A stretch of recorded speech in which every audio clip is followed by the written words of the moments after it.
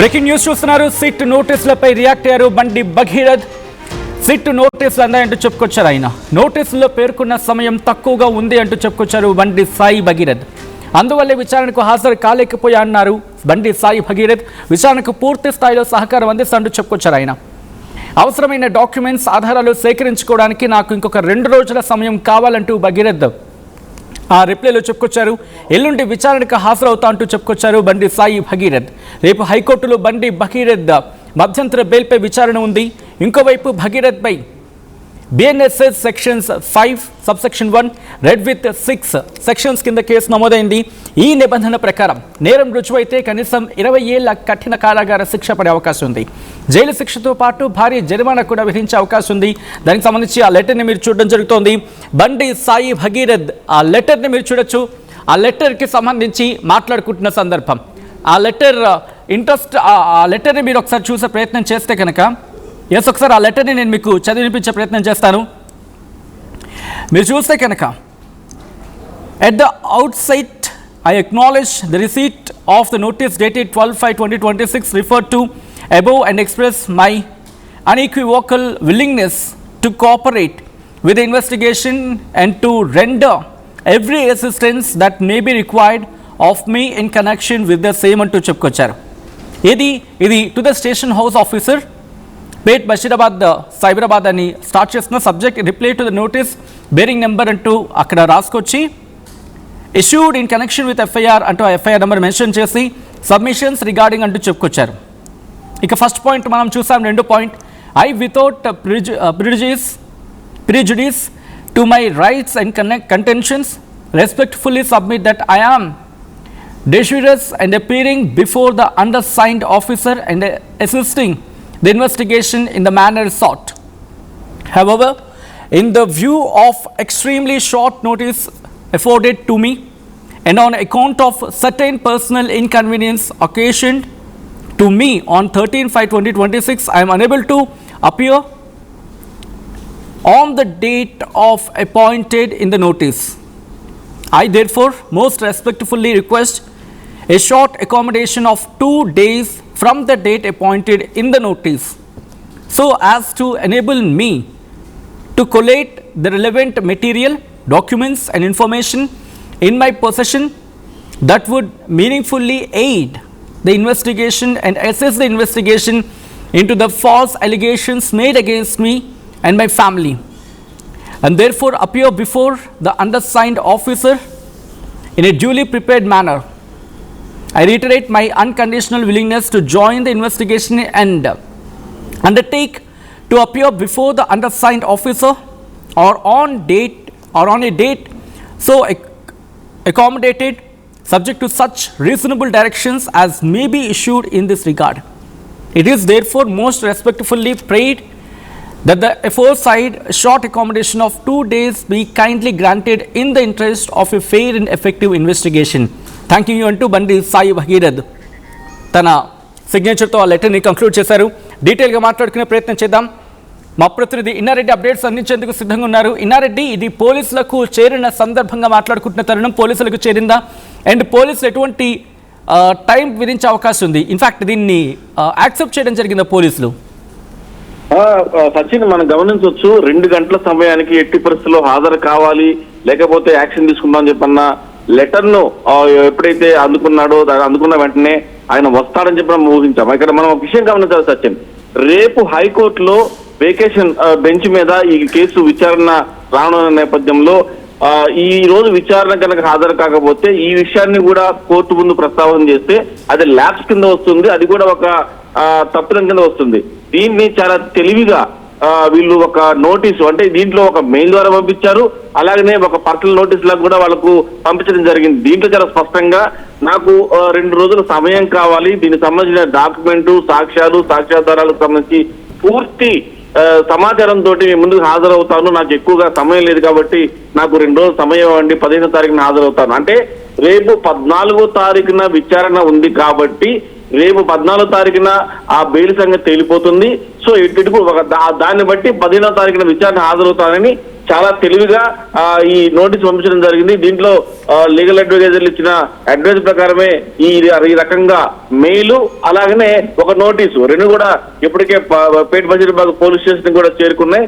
దీన్ని పరిశీలిస్తున్న అధికారులు మరి లీగల్ ప్రొసీడింగ్స్ ప్రకారం వాళ్ళు హాజరు కాలేకపోయినా నేపథ్యాన్ని కూడా పోలీసులు వివరించాలి, అది వాళ్ళ బాధ్యత. కానీ ఇతను మెన్షన్ చేసిన కారణము నాకు ఇంకా సమయం కావాలి, దీంట్లో చాలా ఎవిడెన్స్ అంటే నేను ఇంకా ప్రశ్నించలేదు, దీని మీద ఎలాంటి ఆరోపణలు ఉన్నాయి, జస్ట్ ఎఫ్ఐఆర్ అయిపోయింది, ఎఫ్ఐఆర్ లో ఉన్న సెక్షన్ మాత్రం నాకు తెలుసు. కానీ విచారణలో కదా ఏ రకమైన కంప్లైంట్ ఇచ్చింది, ఎలాంటి ఎవిడెన్స్లు ఉన్నాయి, ఏ ఎవిడెన్స్ ఆధారంగా మీ మీద యాక్షన్ తీసుకోవడం జరిగింది, ఎలాంటి ఎవిడెన్స్లు పోలీసు దగ్గర ఉన్నాయని దాని విషయం మీద ఆయన అడిగినప్పుడు కదా నేను నా దగ్గర లేవు, నేను మళ్ళీ సార్ విచారణ హాజరైనప్పుడు సబ్మిట్ చేస్తానని. ఏమీ లేకుండా విచారణ హాజరు కాకుండానే ఇంకో 2 రోజులు సమయం కావాలంటే కేసు నమోదైనప్పుడు తెలుసు, ఆల్టరేషన్ చేసిన తర్వాత సెక్షన్స్ తెలుసు, ఆ సెక్షన్స్ దేనికి పెడతారో తెలుసు. అలాగనే ఎవరైతే బాధితురాలు ఉందో రెండోసారి కూడా విచారణ జరిపించిన నేపథ్యంలో ఈ సెక్షన్స్ యాడ్ చేశారు. ఇవన్నీ తెలిసినా కూడా రేపు జరగబోయే బెంచ్ మీద అంటే వెకేషన్ బెంచ్ మీద బెయిల్ పిటిషన్ సంబంధించిన ఆర్గ్యుమెంట్స్ ఎలా ఉండబోతున్నాయి, దాన్ని బట్టి హాజరవుతామని చెప్పని చాలా తెలివిగా 2 రోజుల సమయం కావాలని చెప్తాను కూడా మెయిల్ ద్వారా అలాగే నోటీస్ ద్వారా పంపించడం జరిగింది. మరి పోలీసు ఉన్నతాధికారులు దీన్ని యాక్సెప్ట్ చేస్తారా, ఈ రకంగా తప్పించుకునే ప్రయత్నం చేస్తామని చెప్పని ఈ విషయాన్ని రేపు వెకేషన్ బెంచ్ మీద ఈ బెయిల్ పిటిషన్ సంబంధించిన విచారణలో కూడా ఇదే విషయాన్ని తెలియజేస్తాను. దాని మీద పోలీసులు ఇంకా నిర్ణయం తీసుకోలేదు. రేపు ఖచ్చితంగా ఈ విషయాన్ని మేము 2 గంటల సమయంలో హాజరు కావాలి అంటే తర్వాత 3:30-4 గంటల సమయంలో హాజరు కాలేను, నాకు ఇంకా సమయం కావాలి అని చెప్పి అడగడం వెనుక దురుద్దేశపూరితంగా పంపించాడని చెప్పని కూడా వాదించే అవకాశం ఉందని చెప్పని కూడా మనకు లీగల్ గా కొంతమంది అడ్వకేట్లు మాట్లాడినప్పుడు ఈ విషయాన్ని వాళ్ళు చాలా స్పష్టంగా చెప్పడం జరుగుతూ ఉంది. అంటే రేపు జరిగే విచారణ తర్వాత దానికి సంబంధించి హాజరు అవ్వాలా వద్దా అని చెప్పి నిర్ణయించుకుని ఒకవేళ బెయిల్ కనుక వస్తే సేఫ్ సైడ్ గా వచ్చి అటెండ్ అవ్వచ్చు అని చెప్పన్న నేపథ్యంలో ఒక దురుద్దేశపూర్వకంగా మాత్రమే ఆయన ఈరోజు హాజరు కాకుండా పోయాడు, అరెస్ట్ అవుతున్న భయంతో ఈ రకంగా ఆయన హాజరు కాలేదన్న విషయాన్ని కోర్టు బెంచ్ ముందు ఉంచుతారా, మరి ఇప్పుడు పోలీస్ యంత్రాంగం పోలీసు ఉన్నతాధికారులు ఎలా నిర్ణయం తీసుకుంటారు దాని మీద మా కొంత ఉత్కంఠ కొనసాగుతుందని చెప్పుకోవచ్చు. మరి రేపే విచారణ ఉంది కాబట్టి 14వ తారీఖున ఆయన 15వ తారీఖున హాజరవుతారంటే రేపు విచారణలో తేలిన అంశాలను బట్టి విచారణ అవుతామని చెప్పంటున్నాడు. సో దీన్ని ఖచ్చితంగా దీన్ని మెన్షన్ చేస్తారు, కోర్టు చేస్తారు రేపు పొద్దున కోర్టు ముందు. సో ఈయన విచారణ హాజరు కాకుండా తెలివిగా తప్పించుకునే ప్రయత్నం చేశాడు. ఇతను మా కస్టడీలో కావాలి, అలాగనే రేపు బెంచ్ మీద చాలా స్పష్టంగా పోలీసులు అడగడానికి సిద్ధంగా ఉన్నట్టు తెలుస్తోంది కొన్ని పాయింట్ల మీద. సో ఇప్పటికే కేసులు నమోదు చేశాము, బాధితులు 2 సార్లు విచారణ చేశాము, మా దగ్గర సాక్ష్యాధారాలు ఉన్నాయి.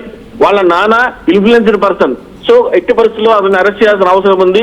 అలాగనే ఇప్పటికే సాక్ష్యాలను తారుమారేసే ప్రయత్నం అంటే వాళ్ళిద్దరూ కలిసిన పర్సనల్ వీడియోస్ ఫోటోస్ సోషల్ మీడియాలో చెక్కలు కొడతా ఉన్నాయి.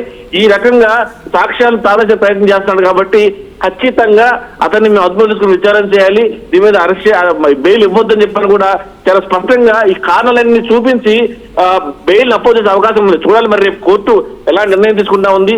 ఇప్పుడు పంపించిన మెయిల్ కానీ లెటర్ కానీ ఖచ్చితంగా అది పోలీసుకు అస్త్రంగా మారే అవకాశం ఉందని కూడా అడ్వకేట్ చెప్తున్న పరిస్థితి మనం చూస్తా ఉన్నాము. సచిన్ రైట్. ఇన్నారెడ్డి అంటే ఇప్పుడు 2 రోజుల తర్వాత ఇన్వెస్టిగేషన్కి హాజరవుతా అంటూ చెప్పుకొచ్చాడు కాబట్టి ఇక్కడ ఒక స్టేట్మెంట్ వినిపిస్తుంది. ఈరోజు నిన్న నోటీసులు ఇచ్చారు, నోటీసులు ఇచ్చిన తరువాత ఈరోజు విచారణకు హాజరు కాకపోతే లీగల్గా ముందుకు వెళ్తామని చెప్పి పోలీసులు చెప్పుకొచ్చారు కాబట్టి ఇప్పుడు పోలీసులు ఏ అడుగులు వేసే అవకాశం కనిపిస్తోంది? ఇన్వెస్టిగేషన్కి రమ్మని చెప్పి ఇంకొకసారి నోటీసులు ఇచ్చే అవకాశం ఉందా? దీన్ని బేస్ చేసుకొని లేకపోతే రేపు మీరు విచారణకి రావాలని చెప్పి కండిషన్ పెట్టే అవకాశం ఉందా? ఆ ఎవిడెన్స్ సంగతి తర్వాత చూసుకుందాం, ముందు మీరు ఇన్వెస్టిగేషన్ రమ్మండి అంటే రావాలి అని చెప్పి రండి అని చెప్పి పిలిచే అవకాశం ఉందా? లేకపోతే రేపు హైకోర్టులో ఆ విచారణ జరిగిన తర్వాత క్లారిటీ వచ్చే అవకాశం వస్తుందా? సో ఎటుగూడి సచిన్, ఈ విషయం అంతా కూడా కోర్టు పరిధిలో ఉంది కాబట్టి ఎట్టి పరిస్థితుల్లో మనం చట్టానికి చట్ట పరిధిలోనే పనిచేయాలి కాబట్టి డిపార్ట్మెంట్ కూడా ఈ విషయాన్ని 2 గంటలకు మేము రమ్మని పిలిచిన తర్వాత 3:30-4 గంటల సమయంలో ఆయన మాకు సమయం కావాలి, సాక్ష్యాధారాలు మాకు సమయం లేదు అంటే ఇన్ని రోజుల పాటు ఎఫ్ఐఆర్ జరిగిన సంగతి తెలుసు, తర్వాత దాంట్లో ఆల్టరేషన్ చేసిన సంగతి తెలుసు.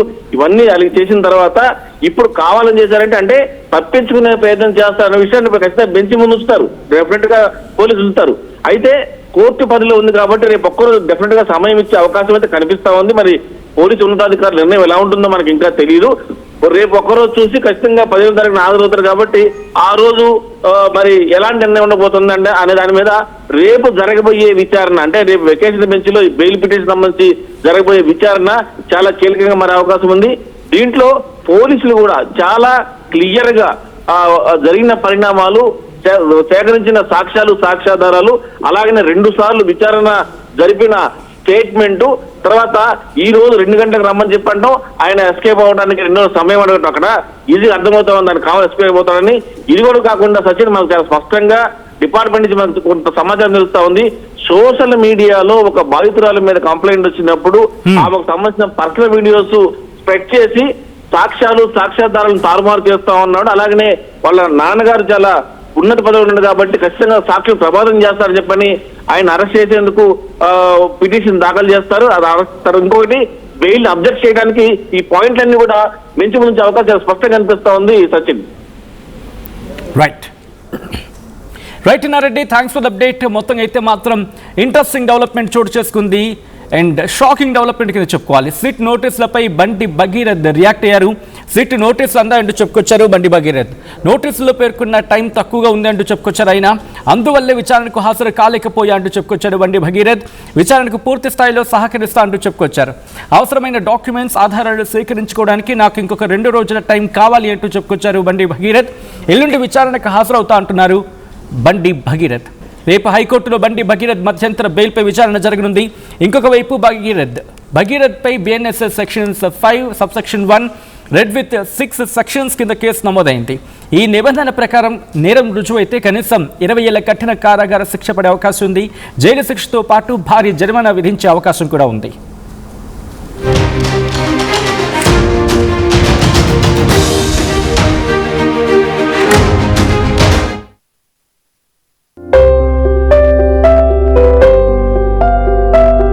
చిన్న చిన్న ఆనందాలు 35 ఏళ్లుగా నా జీవితంలో లేవు. 35 ఏళ్లుగా నేను డైపర్లలో బ్రతికాను. 6 సెంటీమీటర్ల ఫిస్టులా నా మూత్రాశయంలో లీక్ కారణమైంది. ఎవరూ నాకు సహాయం చేయలేకపోయారు. ఏఐఎన్యూలో వైద్యులను కలిసే వరకు. అక్కడ వారు రోబోటిక్ శస్త్రచికిత్సతో నాకు పరిష్కారం ఇచ్చారు. వారు నా ఆత్మవిశ్వాసాన్ని కూడా తిరిగిచ్చారు. Precision Care makes it possible. The Center for Robotic Surgery at AINU